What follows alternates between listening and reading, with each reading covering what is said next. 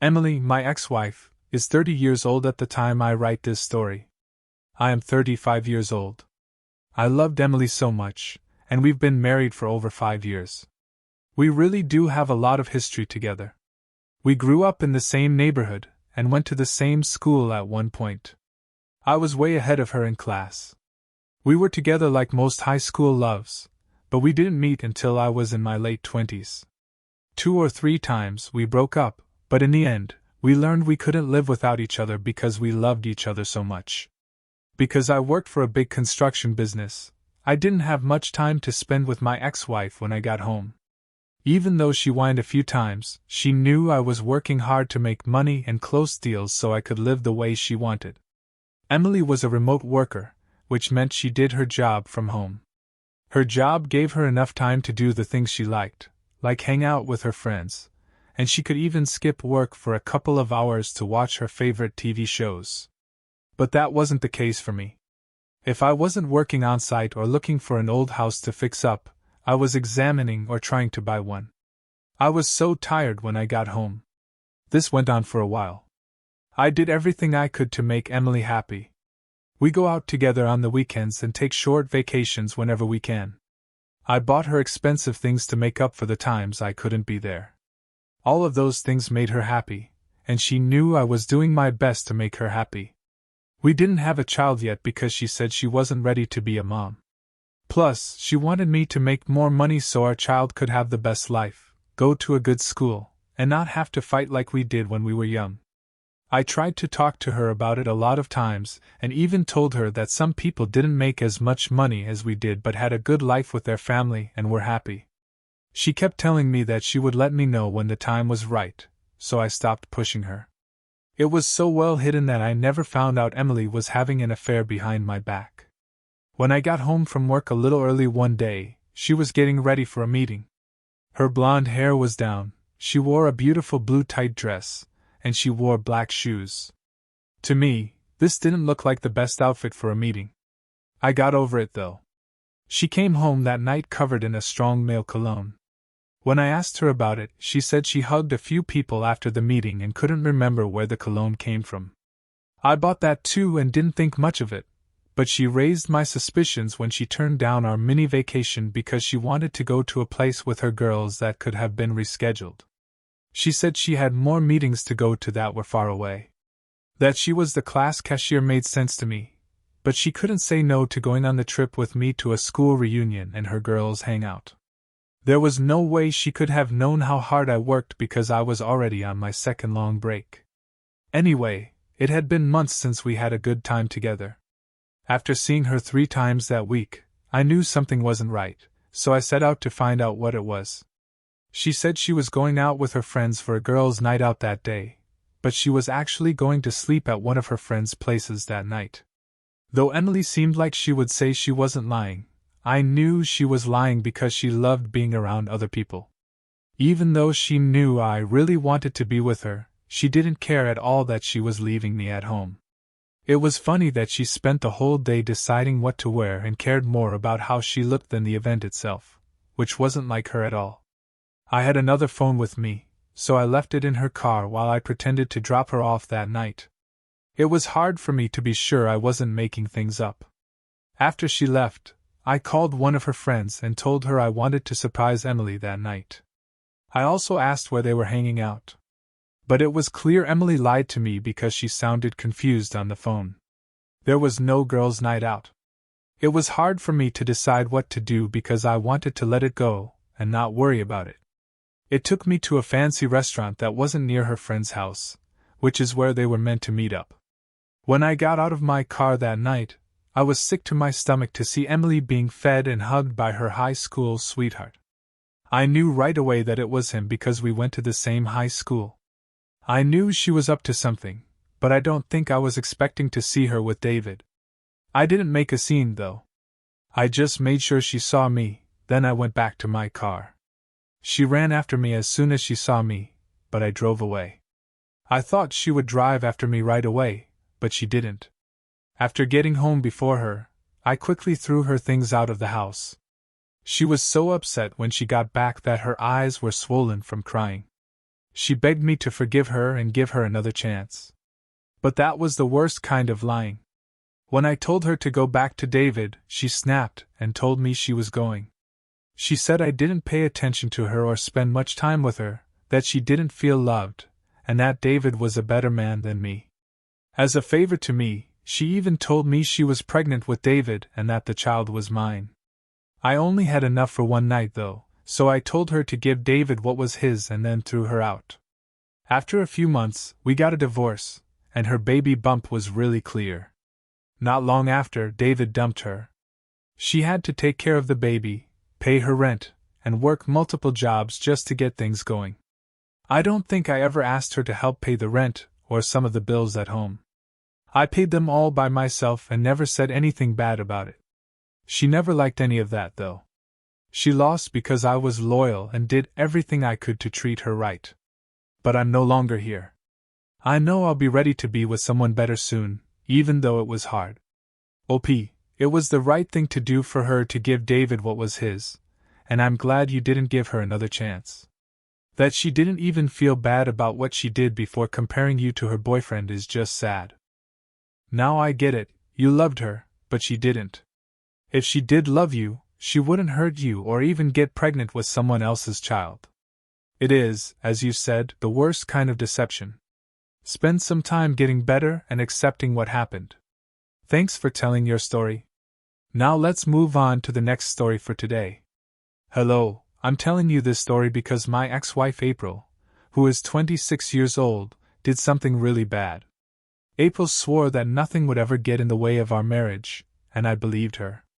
We were in love, but we hadn't been married for 2 years yet. We dated for a few years before getting married because of our views. We didn't get close before we got married because of the way our relationship worked. So after we got married, we both did a lot of things to see. We had a great first few months of marriage. I couldn't get enough of her, so we slept together almost every day. Even though we both had a lot of work to do, we were both crazy about each other. We always found ways to make the most of the time we spent together. April worked part-time at a bakery, and I had a job at a tech company before we met. She often told me that she longed to work in a bakery, and maybe even open her own one day.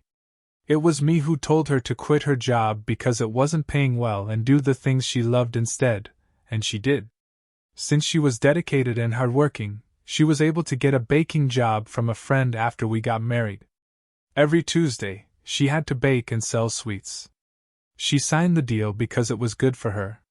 We used to spend more time together on Monday nights, before she got the job, talking about our days at work and other things.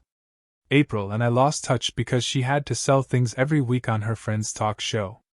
After a while, it wasn't just Monday nights, she changed and paid me less attention. She was either on her phone or not paying attention to me like she used to when she wasn't baking. Over time, our closeness grew weaker. Even though she knew how much I loved making love to her, she always said she wasn't in the mood. Besides all of these things, I saw that April stayed out late on Monday nights. She would say she went food shopping for the next day if I asked her why. She would sometimes fight with me over it. A funny thing was that she always came home from food shopping with a very small bag after 10 p.m. Since I knew what she used for baking, I knew that most of the items did not need to be refilled, as she said. At first, I tried to understand her because she did not have time to go shopping during the day because she got home from work at 6 p.m. I knew something was wrong when she started staying out late on Monday nights more than once and coming back with almost nothing in her bag. It was even stranger when she came back and went to the bathroom with her phone, which was something she didn't do very often. She then ignored me until the next day. For some reason, she would leave almost 30 minutes after I got home at 7 p.m. for no good reason, and she would still be out until 1 a.m. This made things more stressful. I hired a private detective to follow her around on Monday nights because I couldn't take it any longer. It was the smartest thing I've ever done. The police officer came back with pictures of April and a guy named Alex. They hung out with April until she drove home. He kissed her, hugged her, kissed her in the car, and there were even pictures of her going into his house. Just to be sure, the PI followed her around on 3 Mondays. I was crushed when he gave them to me.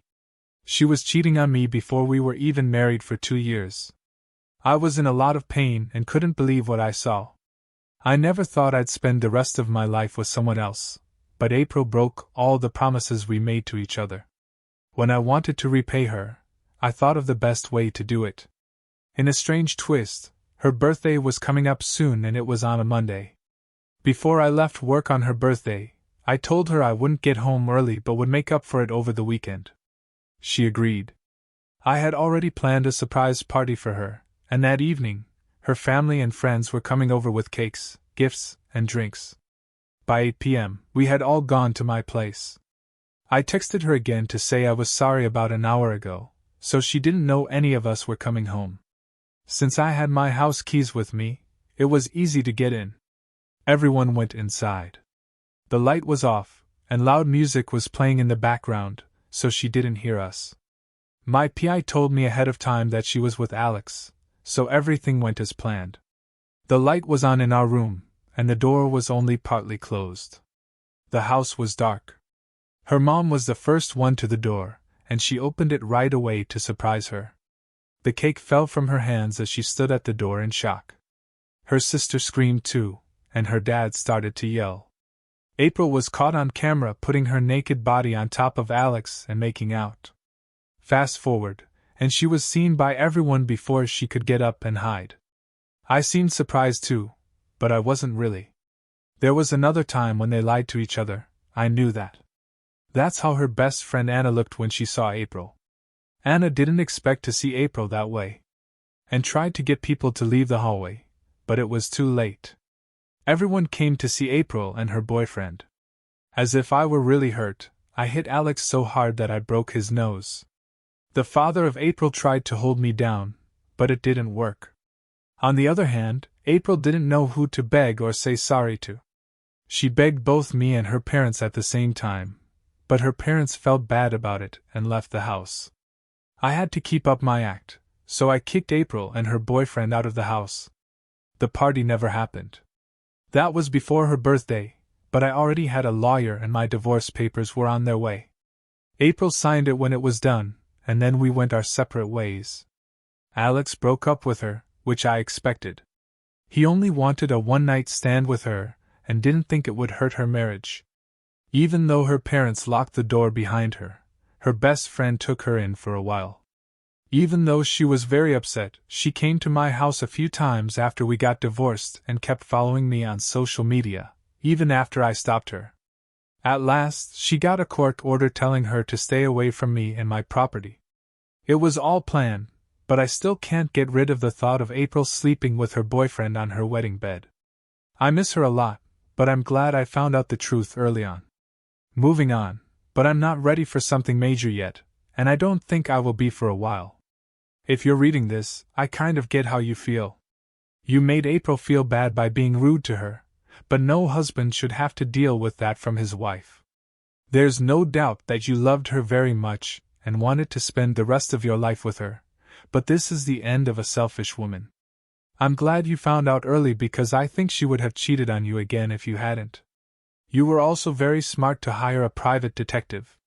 She'll have to deal with her sadness for a long time because her parents were there.